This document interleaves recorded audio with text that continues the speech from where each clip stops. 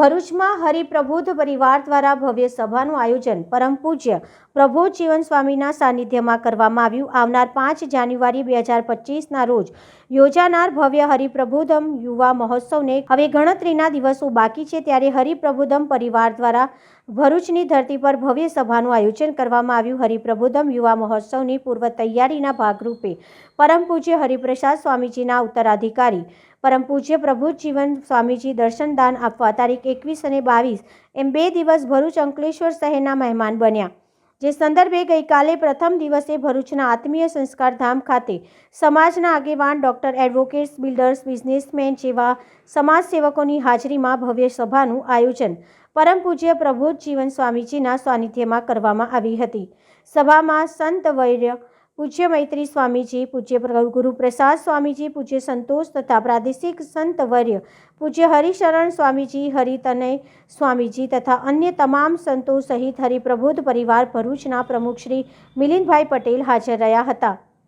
તે ઉપરાંત પ્રગટ ગુરુહરિ પરમ પૂજ્ય પ્રબોધ જીવન સ્વામીજી મહોત્સવની જગ્યાના પોઝિટિવ વાતાવરણની વાત કરતા કહ્યું હતું કે ભૂલે ચૂકે પણ મહોત્સવમાં આવી જાઓ તો એની ભાવના બદલાઈ જાય. નેગેટિવ મુદ્દા શોધવા માટે આવે તો પણ શોધી શકે નહીં. આવું 5 જાન્યુઆરીએ સમયદાન આપી આપણા જીવનને ધન્ય બનાવીએ.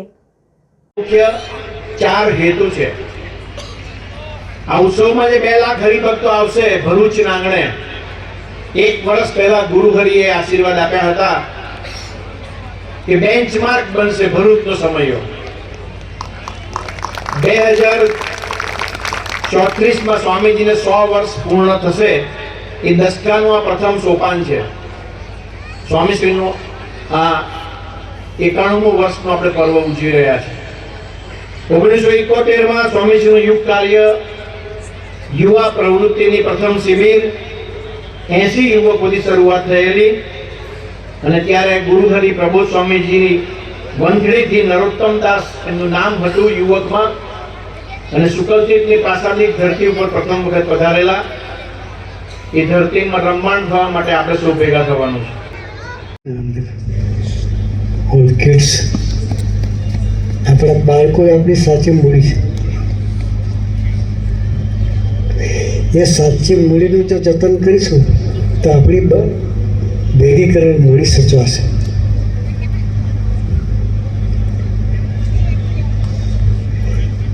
એના આત્માનું જતન એટલે ઉત્સવ. એના માટે ઉત્સવ કરીએ છીએ.